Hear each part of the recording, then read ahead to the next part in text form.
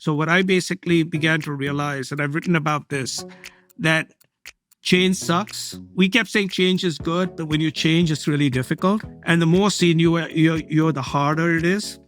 So I eventually basically decided that change sucks, but irrelevance is even worse. Say that again. Change sucks, but irrelevance is even worse. I can go along with that. Yep.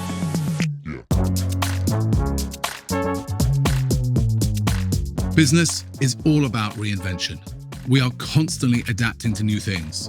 The invention of the internet, the explosion of the mobile phone, and now AI are just the most obvious catalyst of change. My guest today has a front row seat to that change across technology, culture, and marketing.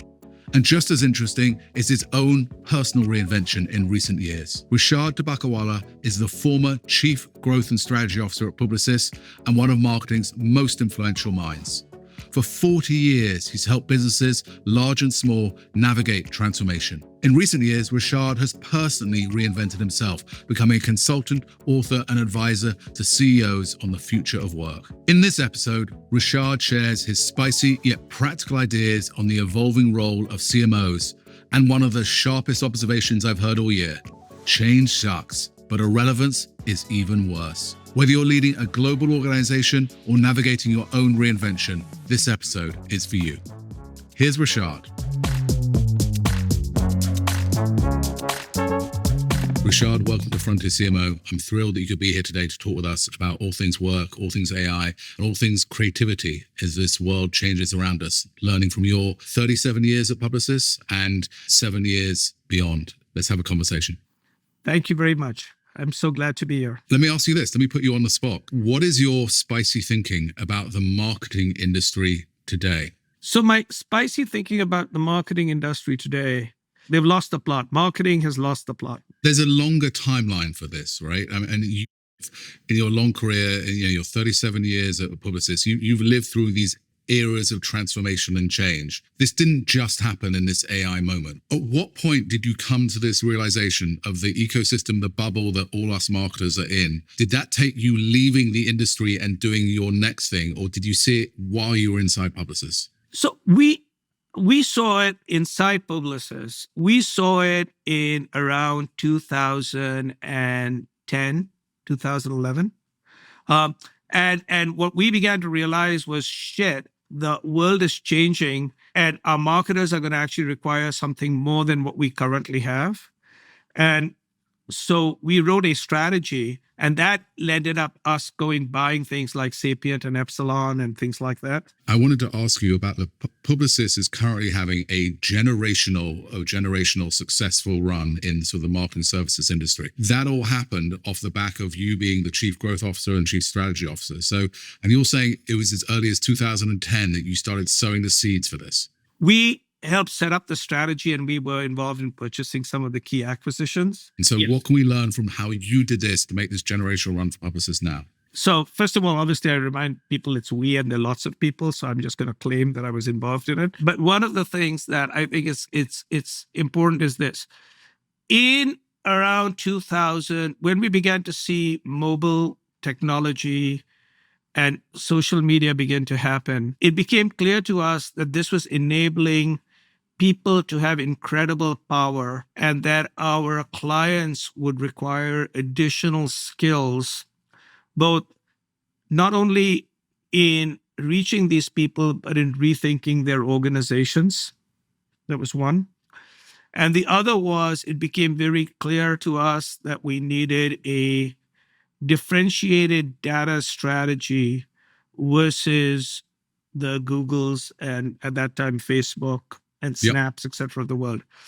And so there were two things that were done. To a great extent, if the future does not fit in the containers of the past, which is one of my lines, and that's my Substack, then it could be that our client's organizational design needs to change. For that, we're going to basically need to help them not just in marketing transformation, but in business transformation. Those two things led to Sapient and Epsilon. How much work, how many months, years, strategy sessions did it take to get to that sort of crystalline distillation of this is what's actually going to be happening, here's what we now need to do to respond?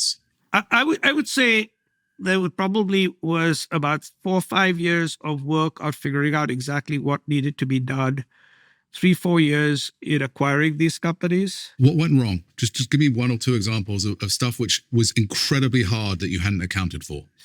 So I think the new team has done everything really well. So I don't think they made any mistakes, but I'll tell you about the mistakes I made. I don't know if anybody else made these mistakes, but at least I made for sure. Okay. So one was we underestimated the willingness of people to change. So what I basically began to realize, and I've written about this, that change sucks. We kept saying change is good, but when you change, it's really difficult. And the more senior you're, the harder it is. So I eventually basically decided that change sucks, but irrelevance is even worse. Say that again. Change sucks, but irrelevance is even worse. I can go along with that. Yep. Right. And so what basically began to happen is we underestimated what I call the 4th, 5th, and 6th keys to change. So I'll tell you what the 6 keys to change are. And we were so good at the first 3 that we didn't get 4, 5, 6 right. I'm going to hold these up. You're going to run through these rapid fire, okay? So the first one is have a strategy, right? Have a strategy. Like it. I believe we were the only company in our space that actually had a strategy, an actual strategy. And a strategy is called, the way we defined it was future competitive advantage. Understand what your customers or your clients are going to want in the future. Understand who you're going to compete with in the future. Understand what their customers, people are going to want in the future, and figure out how to basically, against future client needs and future competitors, you get an edge. That's one. Have a strategy. You were the head of strategy and you had a brilliant strategy, and it's the founding thing. I love it. Number 2 was once you have it, you begin to realize that you don't have all the skills you need. So you start investing in either upgrading your skills or you buy companies, which is M&A. That's what we did. Epsilon, Sapient. Before that, we'd done Digitas, Razorfish, all of that. Third is you reorganize. So strategy, M&A, reorganization. Now at this particular stage, you tend to put out press releases and balloons and coffee cups and things are done. But the big thing we realized later is everything is easy till people get in the way. Because 4, 5, 6 is you have to explain to the teams why this strategy and M&A and organization is good for them. So we didn't have the story as to why it's good for the people. And then the last thing was we needed to invest in training. So the idea basically is having a strategy, having M&A, and having reorganization, all are very hard to do. We did those. But even harder is why is it good for the people? How are people incented correctly to do the right behavior? And where is the training for the new skills? And what I'm scared about is many companies are going to be repeating our mistake in this AI age because they're all fixated on AI, AI, AI. I actually believe that every advance in technology puts a premium on talent. That this is the time that for every dollar you invest in technology, you need to invest $2 in talent, not basically take out talent to buy technology. I believe AI is going to be like electricity. Everybody's going to need it, but it ain't going to be a differentiator. So for instance, if people say, let's write an AI strategy. I said, do you write an electric strategy? Does P&G say they're better than Unilever because of electricity? Are you competing with people who are using candlelight? Tell me who isn't using AI. Those 6 things, brilliant. I made notes, which I don't normally do. But so one of the things that I've seen and been saying for a little while and writing about is this notion that we're sort of end of the first era of AI transformation, where it's all been about efficiency. And we need to stop thinking about just making the ways humans have worked 10, 20, 30, 40% more efficient and actually start thinking about what more we can do with AI enabling all sorts of whatever. So this is my basic belief is so the AI right now, we're basically focusing on efficiency and effectiveness. So to give you an idea, I'm going to tell you a story which is now 20 years old. When I was at Publicis, sometimes companies would call Publicis and they asked if I would spend some time with them. So one of them was a newspaper company called the New York Times. I've heard of them. Right. And so I would go around there and talk about the internet to them. And all the competitor newspapers were thinking about how do they use digital to more efficiently get subscribers, how to route their trucks better, how to buy paper cheaper. What the New York Times did is they did the following. What if the future of newspapers is not newspapers? What if the future is not print, but it's multimedia? What if it is not New York City, it's the globe? What if it's not printing one time a day, but 24 hours a day? So today, they used to have 2 million subscribers then in print. I think they have less than 1 million subscribers today in print. And they have about 12 million online paid subscribers. Okay. Their stock price at an all-time high. 30% of their revenue comes from non-news sources like Wordle and menus and recipes, right? So to a great extent, the New York Times is a multimedia lifestyle company with the name of a newspaper on it. This is the AI equivalent of what the New York Times did, is what people have to think about, versus how do we do what we currently do cheaper and faster and better? Because my whole basic belief is doing pathetic things faster and more pathetically still keeps you pathetic. So that's the first thing I would do. We're going to get to the second and third and fourth because you said there were four, but I just want to ask, in some ways what you're talking about is like CEO, C-suite to the nth degree, right? Like the fundamentals. So what kind of CMO, what is it? So there's ways of working in marketing, and I guess marketers can influence the C-suite and should be at the high table, but just bring it down to what marketers need to do versus what maybe the CEO has to be thinking about. The single biggest thing the CMO should basically do is be the voice of the three voices. They need to sing in three voices. They have to be the voice of the future people. People is better than customer, consumer. What will people want, right? They need to bring the people's perspective in because there isn't anybody on the board that represents the people's perspective. So marketers have always meant to be doing that. So they're supposed to be representing the people. That's number one. The second thing the CMO should do is be the voice of the outsider and the future. So not only of the people, but the future. So one of the things that I did is I would take our board for what was called learning tours. Right. Okay. And we would go and we would spend time in weird places. So I took people to AOL before people knew there was AOL. I took them to Broderbund and, Arthur's Teacher Trouble before people knew CDs. So the whole idea is they have to see it. They got to see this shit, right? Yep. So my whole stuff is take them to the future. And the third thing that you want to basically do is identify world-class companies to partner with or purchase. That will actually help. And these three things are not what CMOs are doing enough of. Right? Because my whole stuff is have the rest of your team do all this other optimization of this and going to this conference and that conference. You should be the voice of the person, people, future customer, the voice of the future, right? And identify partnering because we're living in a connected world and who are we going to partner with? Those are the three things I would do as a CMO. What I love about all this, Rishad, is it's so logical and obvious, and yet we somehow don't see the wood from the trees and get on and do it. On that second one, though, the voice of the future, can I just ask you, as an individual, as a thought leader, as a strategist, where do you turn to? Where do you get your stimulus? How do you see the voice of the future today, right now? I keep a list, and I have 66 different resources I use on a weekly basis.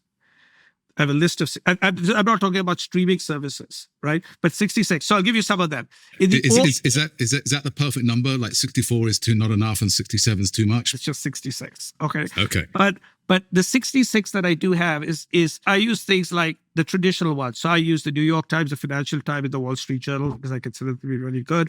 But I also use people like Om Malik. I obviously use Ben Thompson's Stratchery. I use the information. And what I do is I invest significant amounts of money in learning because the other thing is what a marketer has to do is they got to connect dots.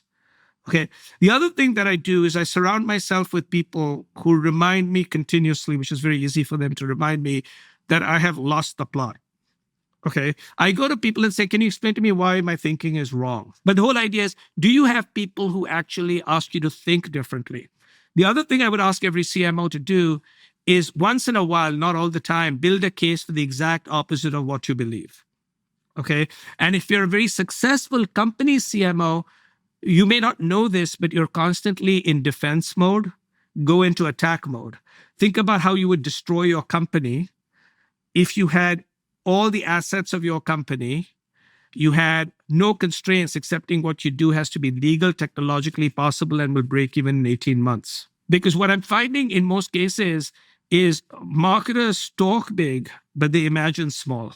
Is there a company who you think has thought big enough? Is there someone who really you admire and actually has transformed? So there's a lot of them, but I would say someone who did a lot of inventive things was a DoorDash, for instance. They've done a lot of interesting things. And what I'm particularly interesting is for the way like a P&G or a Unilever are reinventing themselves are very, very interesting. And so my basic belief is everyone talks about liquid death, but most companies are much bigger, much broader, much deeper. And I think there's extraordinary medium to large companies that are doing stuff that are very, very big. Yola one, P&G is one, Unilever is one, DoorDash is one. There are several of them. But what they're also doing, and this is one of the things that I'm fixating a lot on, is this, which is we are truly in what I call now tectonic times. I don't even call it transformational times, right? So I call it tectonic times. And my basic belief is in tectonic times, companies don't change, people do. So I always ask people, tell me your people strategy. I'm not really interested in your AI strategy. They don't have a people strategy. They have an AI strategy. They should recognize this. The biggest marketing capacity in a company is its existing employees. Many of these companies have so many employees, 100,000, 50,000, 200,000. Each one of those are media companies. Each individual is a media company.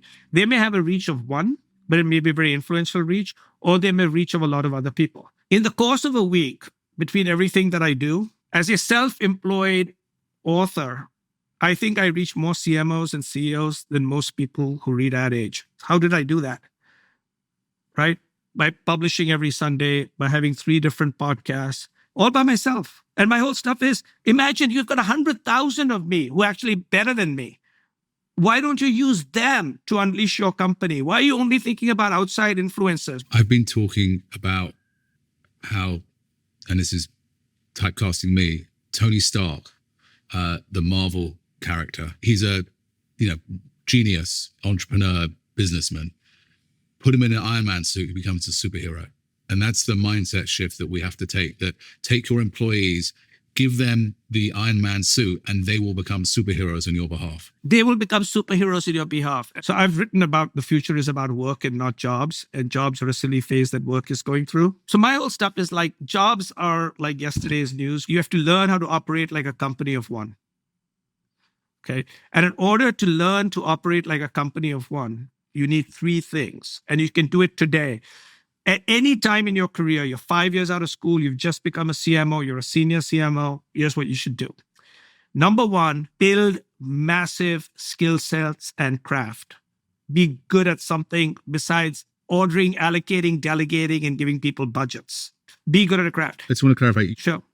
You use craft and then skill. They're different. Build massive skills. Yeah, build massive skills while also building craft, which are the 2 things. So yes, what basically happens is my craft is writing. Okay. My skill is thinking about and simplifying the future. I wonder how many people listening to this right now could articulate succinctly what their skill is and what their craft is. The second is be very generous. Help people like crazy. When people are unemployed, take calls. In fact, go make calls to people who get unemployed. And just be very nice to people all the time, as much as you can. Generosity is a strategy. It feels good. It's a nice thing to do. It's good karma. Doing the right thing is doing the right thing. Build skill and craft. Do the right thing. And the third one is this. Look at your calendar for the last 2 weeks and put all the stuff you've done into 2 different columns. Column number 1 is the time you were spending allocating, delegating, measuring, monitoring, and checking in. How much of your time was you did that? And then how much of your time did you build, sell, mentor, create, or make, or guide? Look at those 2. If one of them, this left one, is more than 50%, reduce it. That's going to be done by machines. That's not real added value. And part of this whole idea is also learning. If you are spending an hour a day learning, you're falling behind. You're faking it. What are you learning about today for your 2 hours today in your schedule? Are you giving up time for it to do this pod, so maybe you don't have as much? I make sure that I spend one of my 2 hours on learning. Very old-fashioned. I read a physical book. If you basically spend time learning, you become very curious and you're more likely to ask stupid questions because you don't feel stupid asking stupid questions. And when you ask stupid questions, people help you. They don't actually think you're stupid. They think you're curious. So I go around and I take things and I keep asking people, what does that mean? Right? Or what does this mean? And then they tell me. It's so beneficial because I truly believe that we're living in a world of abundance where people want to help, but you have to also want to help them. There's such an unbelievable opportunity of amazing things in the world and amazing resources. I mean, I mentioned YouTube, countless hours you can spend learning from the most incredible minds, all right there. I'll give you one very weird way to learn, okay, on AI. Go on then. One of the ways of learning AI is pay for X. I've created a list called AI. So I have like 50 people I follow on AI. You don't have to follow me. You can follow my list. Okay. So I basically go through the list every day and all of them are talking about the latest things and what they're doing. And and I bookmark all their latest stuff. And then I go and replicate exactly what they're doing, right? To see what's actually happening. So they basically say, here's 12 ways to replace Goldman Sachs with Claude. So I go and say, okay, let me try that. Or put in this thing and you do that. And I put it. So what I do is on AI, I spend like time like looking at these people and seeing what they're doing.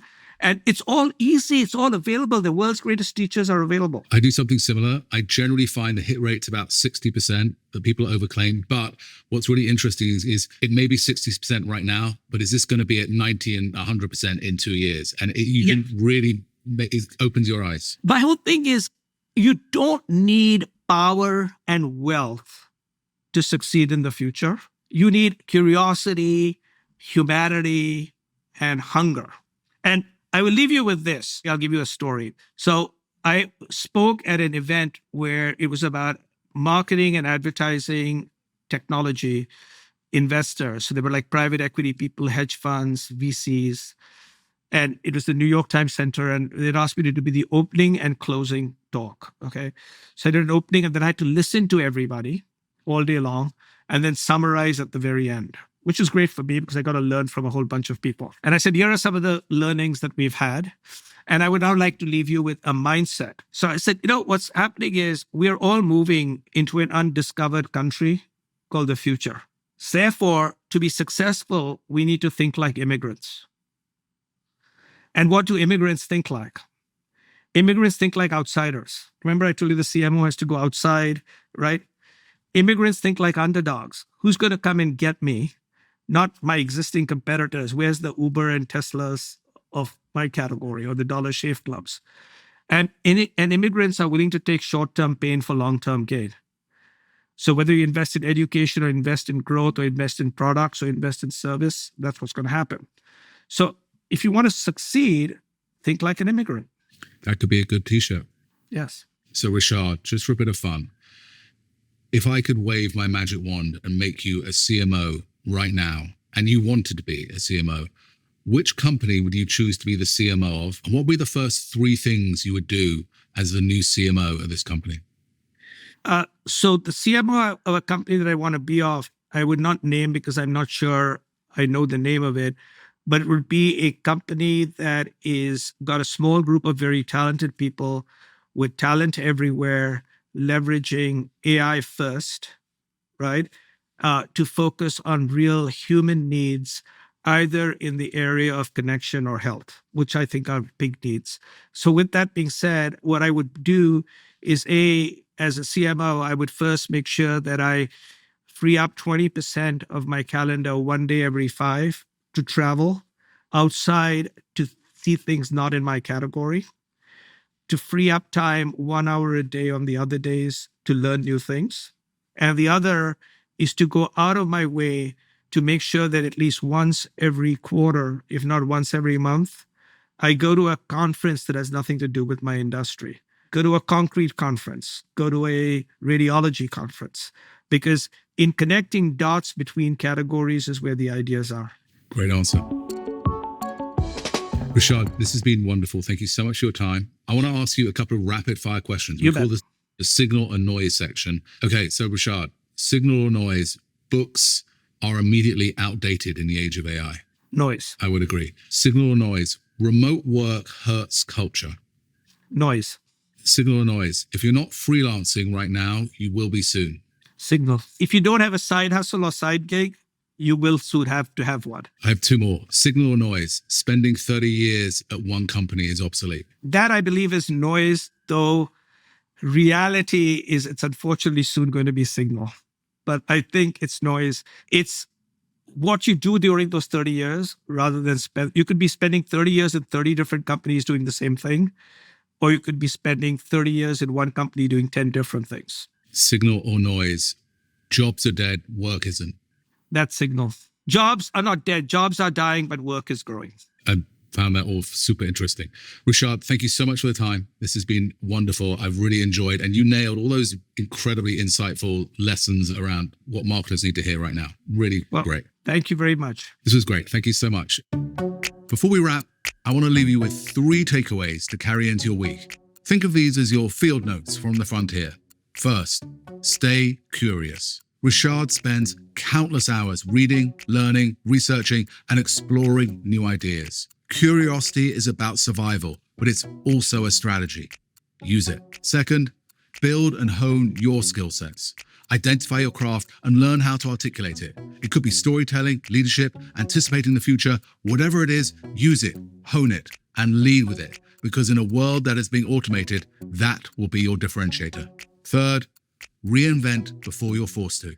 The future doesn't care how successful your old playbook was. The leaders of the next era will be the ones willing to rethink, relearn, and reinvent themselves before they absolutely have to.